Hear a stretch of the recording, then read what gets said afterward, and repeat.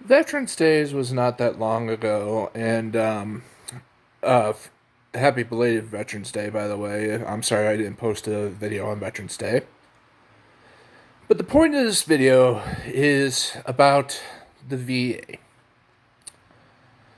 and the continuing problem with lack of VA oversight and also the VA's failure to meet the problems facing our nation's veterans. I am currently writing a book about the 25 years that me and my father together had to struggle with the VA. 25 years. That's all I had with my father. My father was a Vietnam veteran who died a very painful death because of his service connected disabilities. And he was only 60 years old when he died. And he died because of, well, for lack of a better term, he was at one of the biggest VA hospitals in Arizona, and it was 1 year before the Phoenix hospital scandal broke. And he was one of the cases that he was a part of the big cover up on how, veterans issues were basically being ignored. And it's still being continued. One of the things that's still going on today is the COVID crisis among state-sponsored veterans nursing homes. I don't know why. The Department of Veterans Affairs, who is first off, okay, one of the things that they absolutely do right for our veterans is that they have the authority to negotiate prescription drug costs for their program there, which Medicare should have. But as far as delivering tangible goods for their veterans, I would rate it C minus at best. There is so much unnecessary bureaucracy and hula hoops that veterans have to go through on a continued basis for no good reason. You should not have to go through 4 years, 8 years, or be a lifetime service member and be stuck with such a broken VA hospital system as your healthcare choice.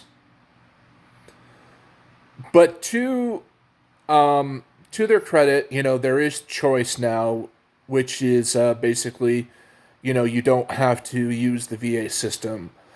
But there are still millions of veterans that are dependent on the Veterans Hospital because that's basically the only thing that they can afford.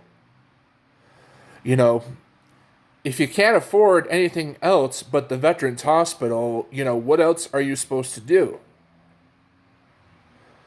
But also, the Veterans Hospital, I like one of the things I am pointing out in my book, it continuously drops the ball on mental health care for its veterans. Now it's COVID care for its veterans. And also, another thing that it's completely closing the door on is medical marijuana for its patients as well. It won't even entertain the notion of medical marijuana in the Department of Veterans Affairs. Why?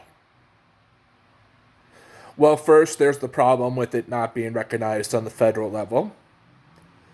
But certain states recognize it, so why can't it be recognized in each individual state that recognizes medical marijuana? Nope.